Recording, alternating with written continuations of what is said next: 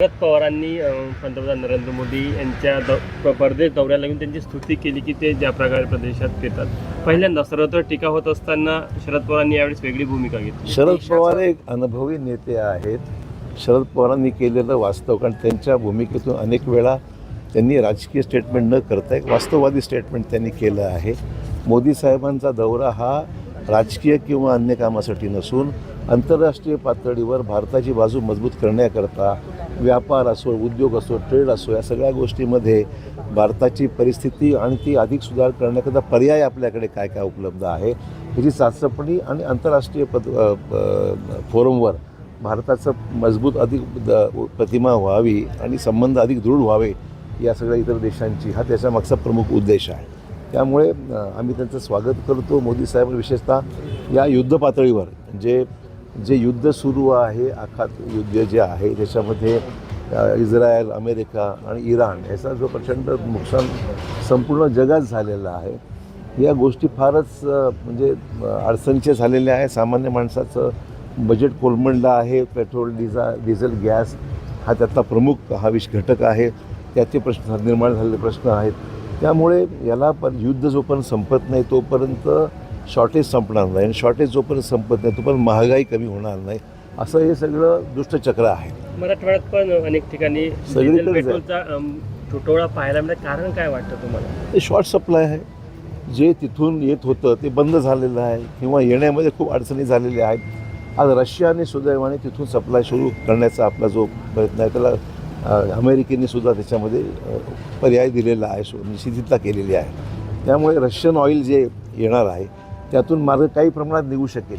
परंतु जोपर्यंत युद्धविराम होत नाही, थांबत नाही, तोपर्यंत ही झळ जी महागाईची आहे ही चिंताजनक आहे. सर, दोन्ही राष्ट्रवादी एकत्रित येण्याबाबत पुन्हा एकदा चर्चा सुरू झाली आहे. कुठेतरी रोहित पवार नाराज आहेत, ते काँग्रेसच्या वाटेवर आहे. एकंदरीत या दोन्ही राष्ट्रवादीच्या स्थितीकडे तुम्ही कशा अर्थाने पाहता? हा त्यांच्या पक्षाचा अंतर्गत मामला आहे, त्याच्यामध्ये मी काही बोलण्यासारखं काही नाही आहे. परंतु काहीतरी चांगलं घडावं. आमचं म्हणणं की आज आमच्या महायुतीमध्ये, महाराष्ट्रामध्ये आणि वरच्या NDA सरकारमध्ये राष्ट्रवादी अजित पवार गट जो आहे तो पक्ष आमच्यासोबत आहे. त्यामुळे जर त्या पक्षाची ताकद दोन्ही पक्ष एकत्र येण्यामुळे वाढणार असेल तर निश्चित आनंद होईल. सर, काँग्रेसचे काही मोठे नेत्यांनी मायावतीसोबत भेट घेण्याचा प्रयत्न केलेला आहे. कसं तुम्ही बघता? काँग्रेसची अडचण आहे. काँग्रेसचं सर्वच काम एकदमच म्हणजे ज्याला म्हणून दिशाहीन झालेलं आहे.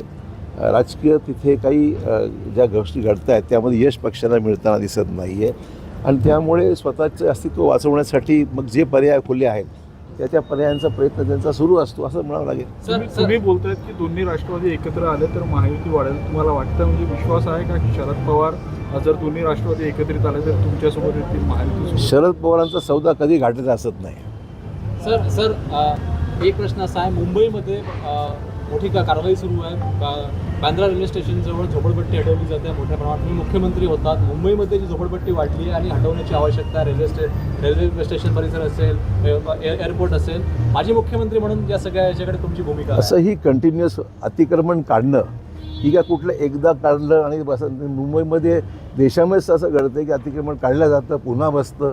त्यामुळे एक्सरसाइज जी आहे महापालिकेला करावीच लागते. होणारी कारवाई ही योग्यच आहे. मुंबईमध्ये महत्त्वाचं शहर आहे, रोजीरोटी तिथेच मिळते मुंबईमध्ये, आणि त्यामुळे मोठ्या प्रमाणात बाहेरून लोक येतात. जमीन महाग आहे, अतिक्रमण करतात. हा विषय मुंबईचा नित्य झाला आहे. पण हा मुंबईचाच नव्हे तर राज्यामध्ये सर्वत्रच ही मोहीम बऱ्याच ठिकाणी महापालिकेने सुरू केलेली आहे, आणि मला वाटतं की हे चालू ठेवलं पाहिजे. त्याशिवाय शहरं जी बकाल होत चाललेली आहे, नुकसान होत चाललं आहे. लोकांना घरं मिळाली पाहिजेत, जास्त किमतीत मिळालं पाहिजे. म्हाडाचा प्रयत्न नेहमीच असतो, शासनाचा प्रयत्न असतो, परंतु ही एक्सरसाइज ही नेहमी होण्यासारखीच आवश्यकता आहे. होर्डिंगचा विषय असेल, अतिक्रमणाचा विषय असेल, अनधिकृत बांधकामाचा विषय असेल, हा सातत्याने राबवला गेला पाहिजे. त्याच्या विरोधात मोहीम केलीच पाहिजे. पण सर, या सगळ्या याच्यामध्ये काही स्थानिक नेते जे सगळ्या पक्षाचे आहेत त्या नेत्यांनी ज्या झोपडपट्ट्या बसवण्यामध्ये त्यांचा हात आहे. यात नवीन काय? यात नवीन काहीच नाही. हे नेहमीच झालेलं आहे. यात नवीन काहीच नाही आहे. हे नेहमीच झालेलं आहे. त्याला संरक्षण मिळून नाही, एवढी काळजी घ्यावी लागेल. महाराष्ट्रातील ताज्या बातम्यांसाठी बघत रहा टाइम्स टुडे 18 सोबतच शेअर करा, सबस्क्राईब करा आणि बेल आयकॉन प्रेस करा.